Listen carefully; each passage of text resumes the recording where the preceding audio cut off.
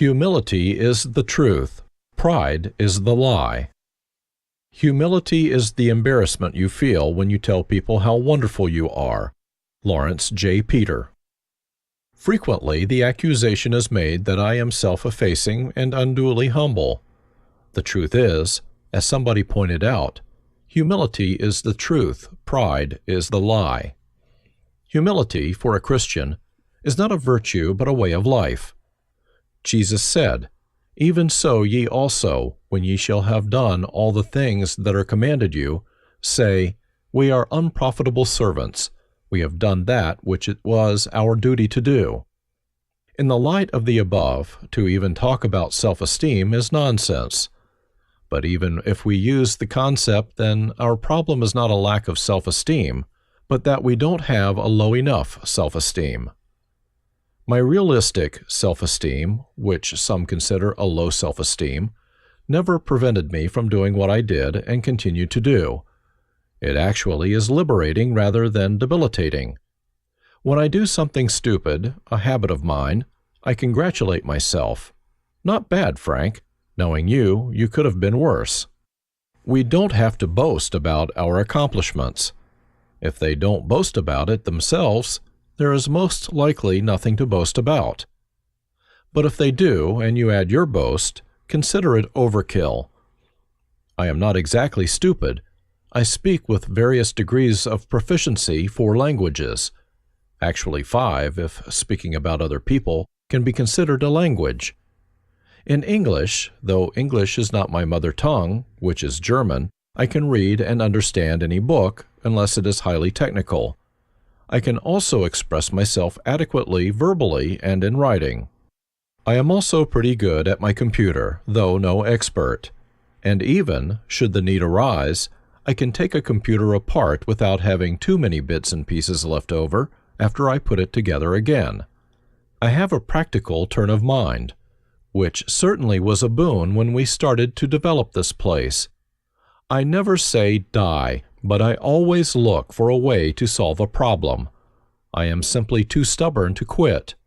How is that for humility? My Indian friends consider it humility when I refuse to sit on a dais. Far from this. It is practical considerations that makes me want to sit, if possible, in the last row of the auditorium. Ever tried to sneak off the dais to answer an urgent call of nature? You do, and every eye is upon you. Then there is the wicked itch. Attending to an itch in public is bad enough, but sitting on a dais, in full view of everybody, it is outright frightening. What makes it even more so is that an itch is no respecter of places. And so, the moment your hand surreptitiously moves towards that spot, every eye zooms in upon it. It is human nature. It's like seeing a black spot on a pristine white wall. Your eyes move automatically towards it. So, give me the back row any time. But back to true or imagined accomplishments. They are all of little consequence. In the final analysis, it is our commitment, our dedication, that determines whether or not God can use us. Our abilities only determine the where and how. Stubbornness is only counterfeit faith. Faith does not demand explanations. Faith rests on promises. I seem an enigma to some people. To them, my approach to life and God is as alien as if I came from some distant planet. My spiritual father once commented at my walking about without support and money, and simply doing that which others call unwise or even impossible. How can you live that way? How indeed can one? Yet it is all so simple. I am like a dog who hears his master's whistle, but everybody wonders why I run or don't run or sit or stand on my hind legs because they don't hear the whistle. Like everybody else, I see the contradiction between what is and what should be. Like everybody else, I see the storm and the waves, but unlike them, I see Jesus. Being German by birth automatically marks me as stubborn. Stubbornness is only counterfeit faith. I live by my faith, by my convictions. I cannot change those, even if for the sake of peace I would want to. Going back to my dog picture, I believe that if God wants me to stand on my hind legs, He will whistle the right tune. Until He does, I will not stand on my hind legs. Some people consider me unreasonable because I decline to act upon their suggestions. I beg to differ. I am unreasonable only in the light that our opinions over some issues differ. I cannot for the life of me see why the opinion of another person should be superior to mine, especially when mine is backed by 38 years of experience in India and by my work. I earned the right to my opinions the hard way. Anybody who sees Prem Sewa now must wonder how a semi-educated man like me, with more faults than a dog has fleas, with the help of even less educated, less qualified people, kids, could possibly create this. I guess a lot depends on which side of the following equation you take your position. If you think you can do something or if you think you cannot do it, you are probably right. At one point, things really looked bad. Some saw this as a sign of the end. But then the turnabout in our financial situation, and a turnaround in our academic situation, and a lot of other beautiful things happening, stunned a lot of our Indian friends. Some predicted our doom and had already dug our grave to bury us. Yet, Rick Hobbs, in an email sent to me in August 2009, illustrates the yet. From the very beginning, of course, I have watched you. Yes, for most of the time from a distance, but I watched, and saw you give more and more of yourself, even through periods that seemed times of defeat, when all seemed like it was over, and there was seemingly no way Prem Sewa would become a reality. You gave more of yourself, though not just prayer and hope, but through the very real giving of yourself as work, physical labor. Our Christ has used you, good friend, and seeing Him use you, seeing how you gave, and knew that you were where He wanted you, that persistence has borne the fruit of your gift to Him. Yourself has been such an encouragement to me. I have been driven in my love and work for God by the knowledge that I am in no way qualified, that by right I should not be permitted to serve Him at all. King David's words are mine. Who am I, Lord, and what is my Father's house that you brought me this far? Many a time I have envied my friends, their reasonably well-ordered lives, their relative predictable lives. Sure, they have their losses and crosses, their joys and sorrows, and experience the things common to man. I have had no such settled life. It has often been turbulent, chaotic, disorganized, muddled, and frequently messy. Maybe my formative years in Germany at the end of World War II and its aftermath characterized by uncertainties, hunger, fears, and deprivation are to be blamed. Who knows? Am I still trying to make excuses? I look at my old letters, and the message in them seems surrealistic. Alongside the golden thread of God's faithfulness is a darker one, an unspoken plea for help. The often hopelessness of our situation is set against the proud assertion that God will come to our aid. The contradictions in my life are well expressed by a Sufi sage who lamented, "How can you expect me to be perfect when I am so full of contradictions?" My self-perception is summed up in the following lines. I am wayward, I am coward, I am weak, I change with the changing skies. Today so eager and brave, tomorrow not caring to try.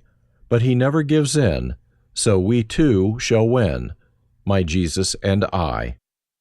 While on the bike trip to India, Peter Sorrell and I encouraged each other to go on by offering to ourselves the option to turn back after the next town or city. Ultimately, that next city turned out to be Karachi for Peter and Mumbai for me. You can always quit later.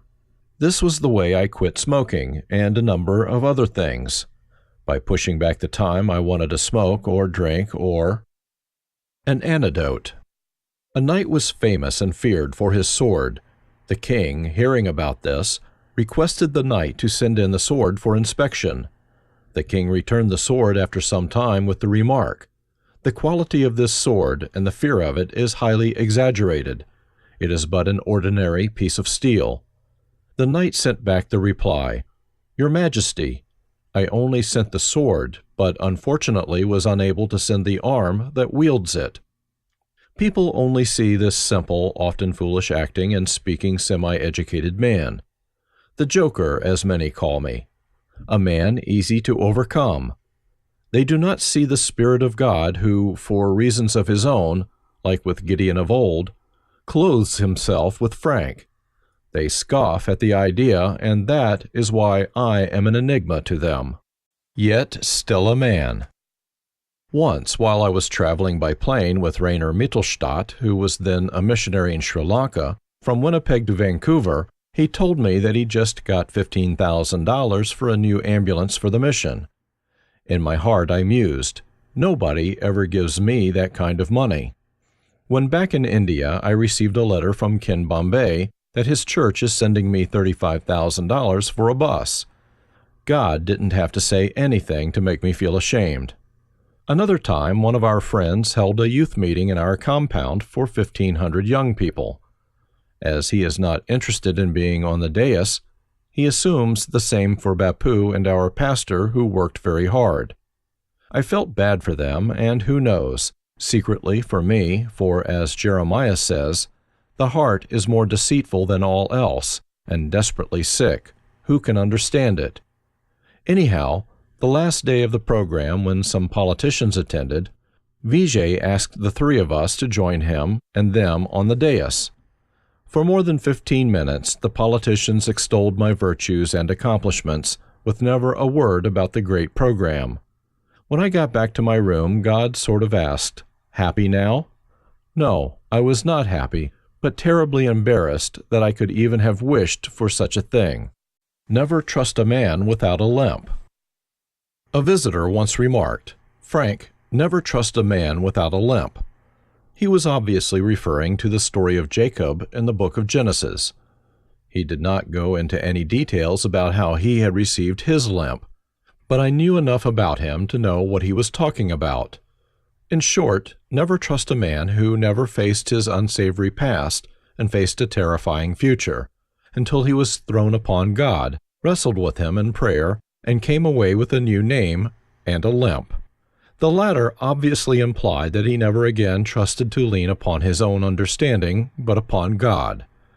This Bible narrative about Jacob wrestling with God and confessing his name, the deceiver, came alive for me when some years back my personal experience matched Jacob's.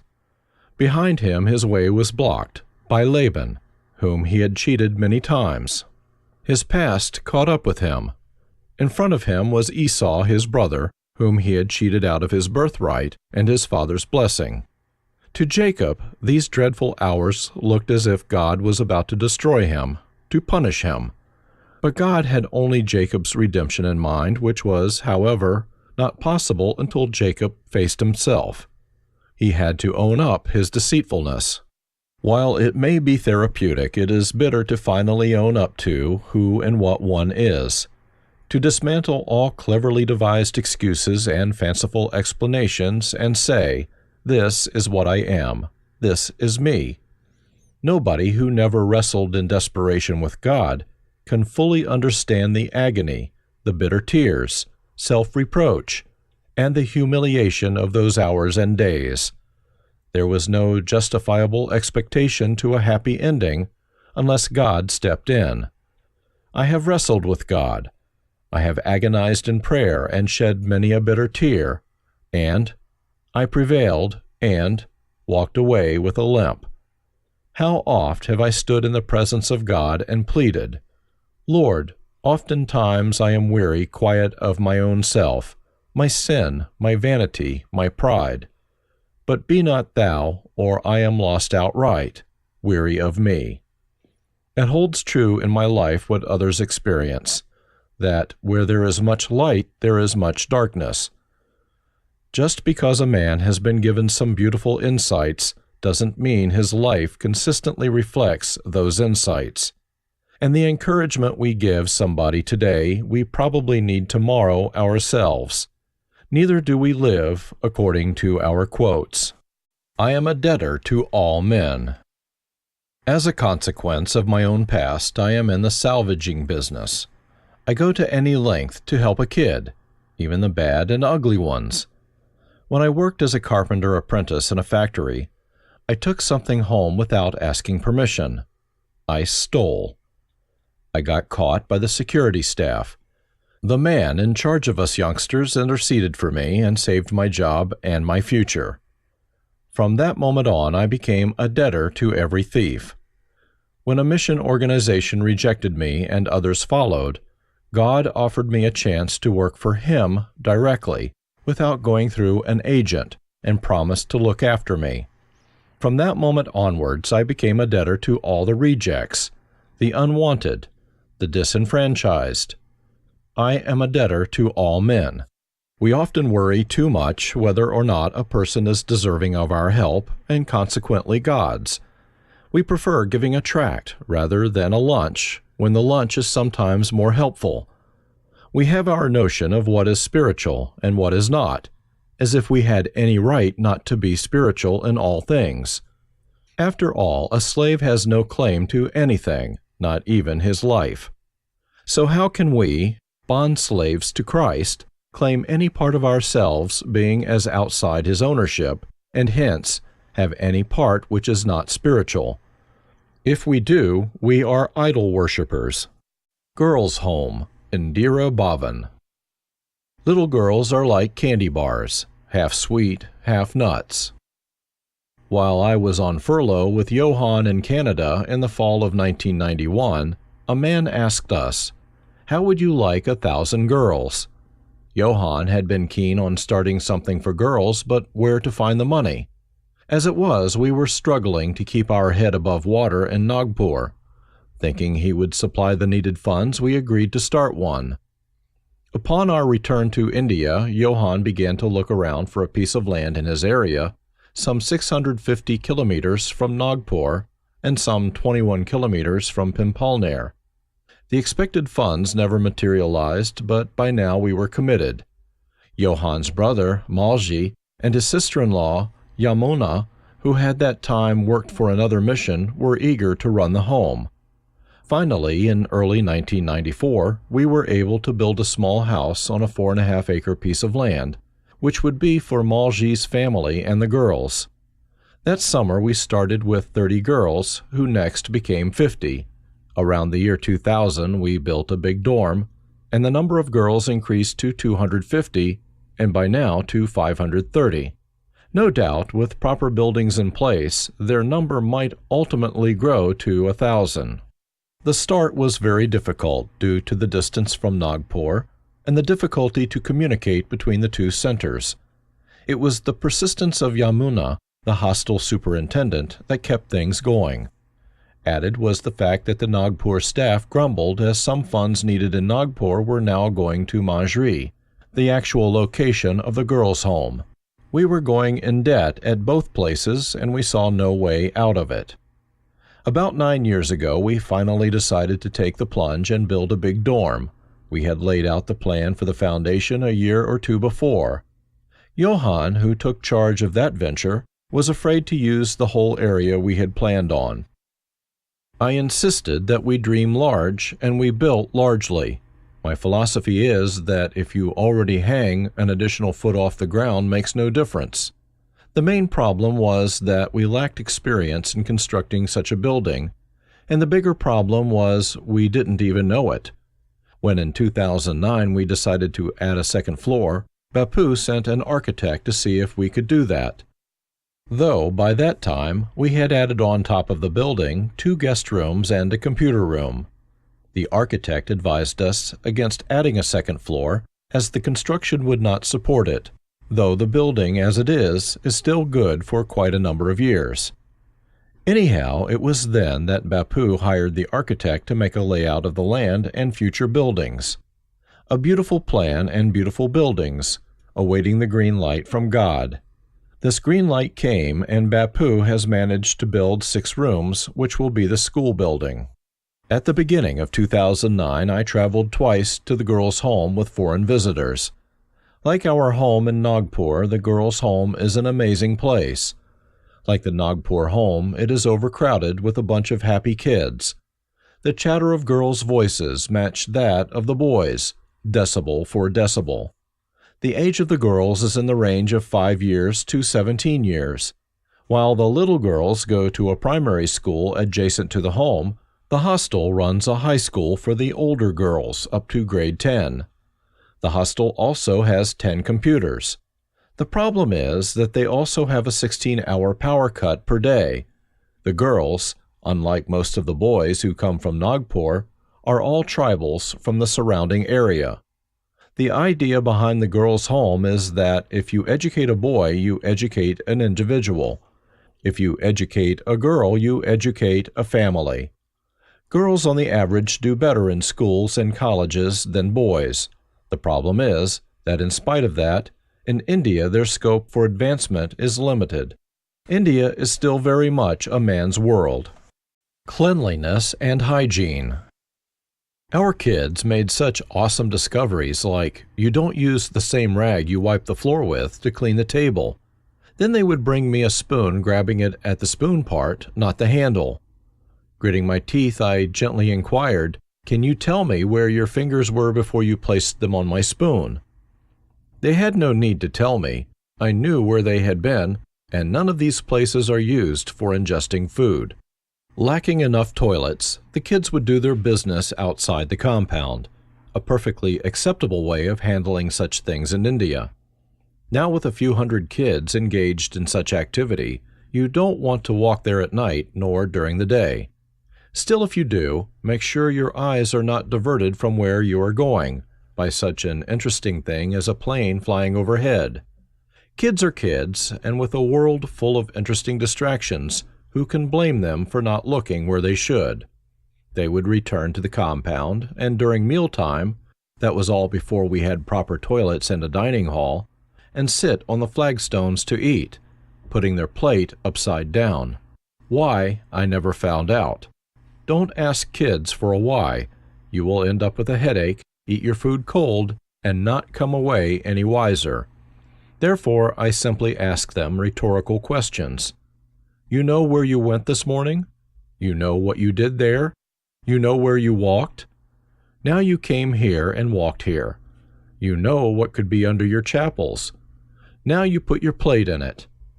By that time, recognition dawned. The punchline was, "Do you like to eat?" No euphemism there. While it dawned on them before, now definitely the light came on. No more upside-down plates. My kids are not brought up on euphemisms, and most of the times don't understand them. Besides, a rose is a rose by any other name, and so are some of the negative things. Now, though our facilities have improved, kids' attitude toward water has not. Whoever said, "Cleanliness is next to godliness," clearly didn't know kids. With little children, and with some big ones, cleanliness is not next to godliness. It is next to impossible. Not that I was any different as a kid. We make the kids bathe twice a day, early in the morning just after they get up, and again at about 5:30 p.m. after all the playing should have stopped. And yet, sometimes I grab a little boy by the elbows, throw him into the air, and catch him. Whenever a specific part of his anatomy passes my nose, I hold my breath. When I see some of my kids in town, I tell them, "I don't recognize your face, but the smell is familiar." Every year we battle scabies. It is not that our kids are different from other kids. After all, they bring their scabies with them. We don't supply them. It is just they live close together, share each other's clothes, and some, I hate to say it, have a defective seal in their plumbing. We have a big bathroom with some 80 taps. There is also plenty of water. The problem is that some bring the Anglican tradition of baptism to their effort of bathing. They believe in sprinkling. I believe in total immersion. When, years ago, I looked after the kids, I was ruthless. Sun or rain, cold or hot, they took their bath. When they sat huddled on the playground and it rained, I called it the pre-soak. Nobody ever got hurt by taking a bath.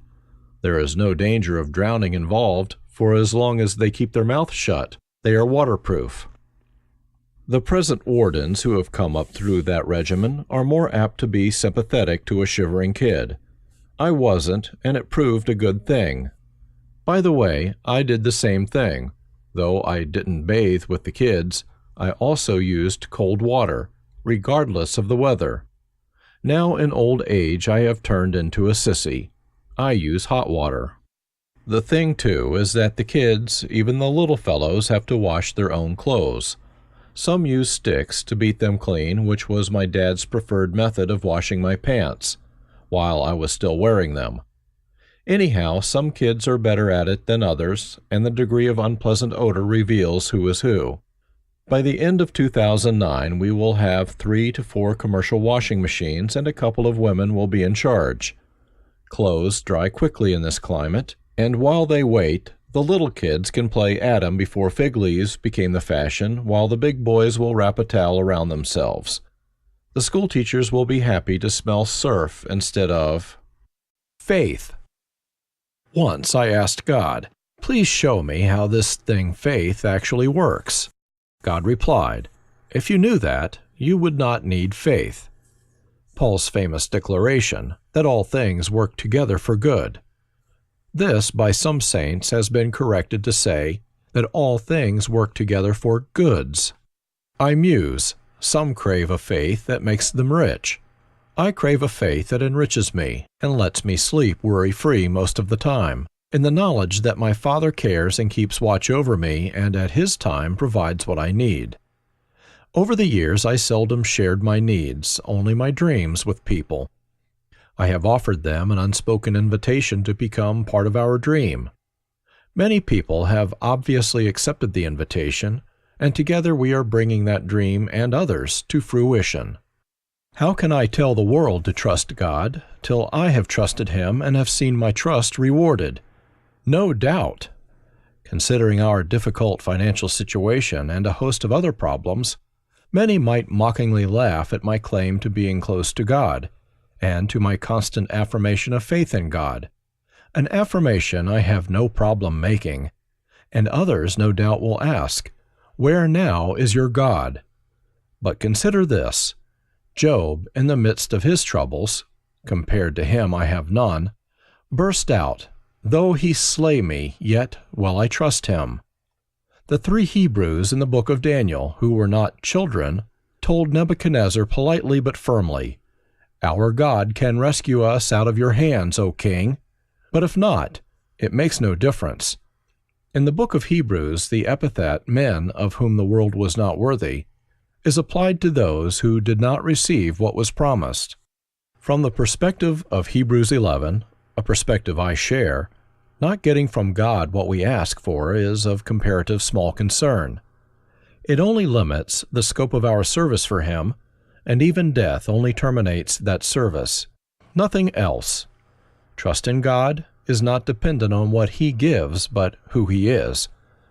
That trust, considering the person and nature of our God, no circumstances can shake.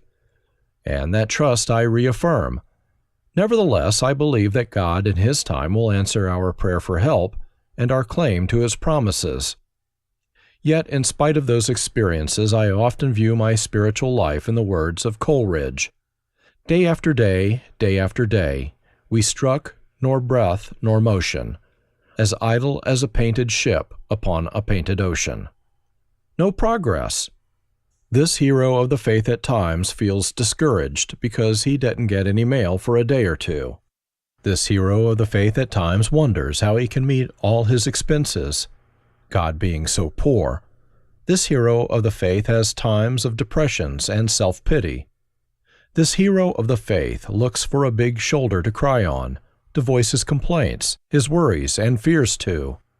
This hero of the faith is simply no hero, and besides that has little faith. No iconoclast yet.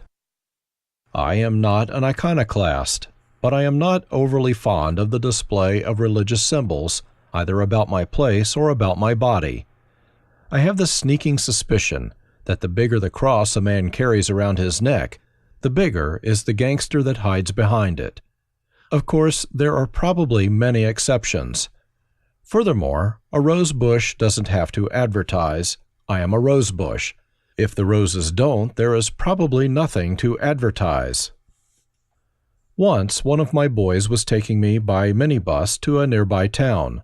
Upon our return, he drove like a pig with its tail on fire, disregarding traffic rules and ruthlessly disregarding the right and safety of other road users. He even got into an argument that could have led to physical violence. I sat there fuming. A few days later, he said to me, "By Seb, we should paint a cross on the back of our minibus." I asked, "Why?" "Well," he replied, "so that people know we are Christians." My sarcasm knew no end. "What? The way you drove, do you want people to know we are Christians?" He had no answer to that. I sometimes grin when a preacher says, "Hide me behind the cross." Looking at my girth, I figure the size of the cross I could hide behind, Jesus couldn't have carried. On marriage. My first job in Canada was in a furniture factory. Factory is probably too imposing a word for the shed we worked in. When I started, my boss called me aside and told me, "Frank, the wages you will earn in this place will most likely not permit you to get married, but one day you will thank me for that." The other day I did.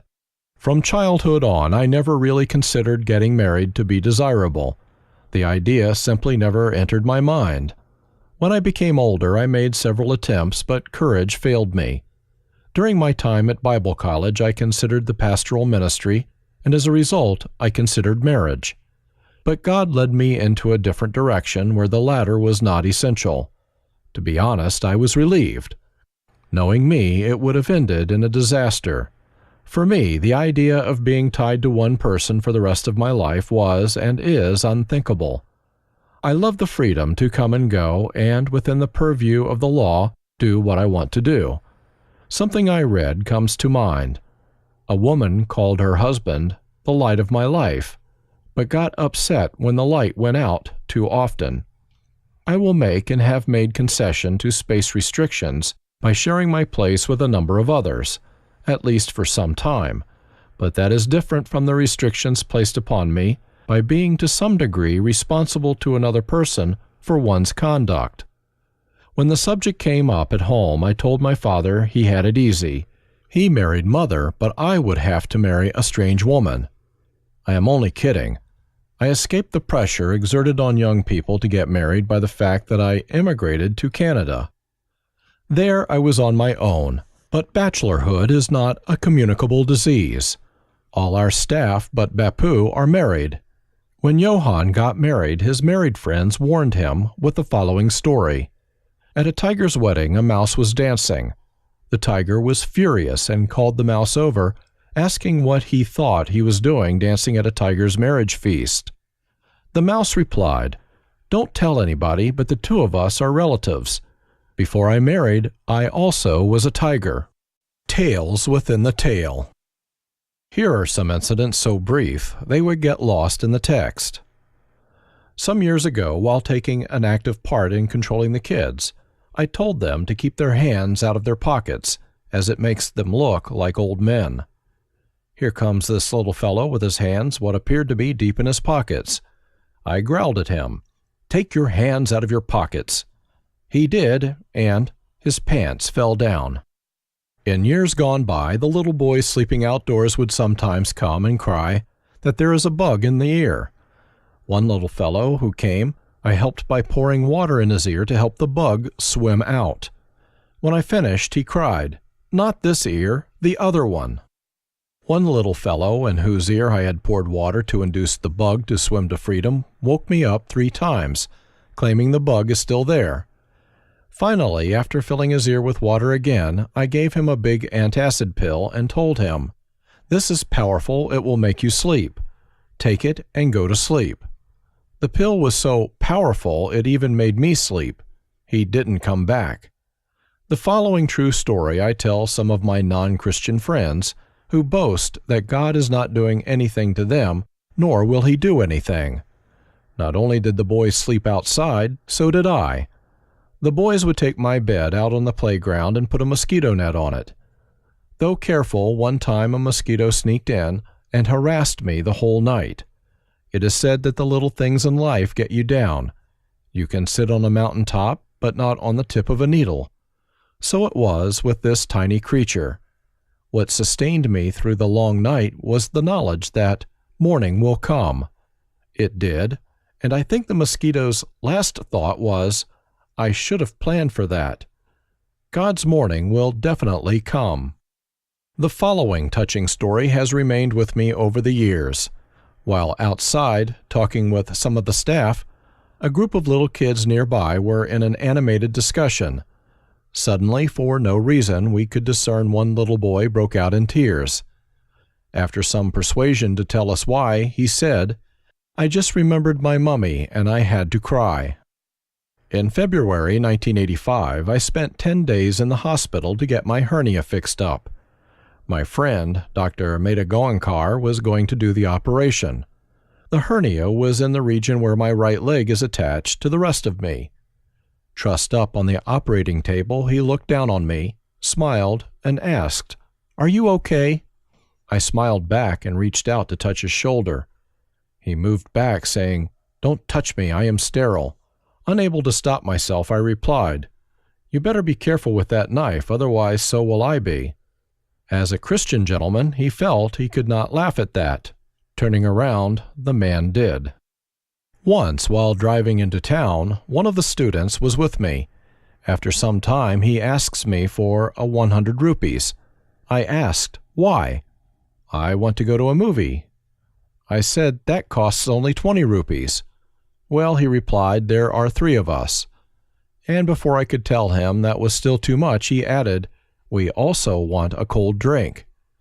After I gave him the money, he grinned and said, "You know, you always tell us you are sure you will go to heaven. I never believed you, but now I think it could be possible."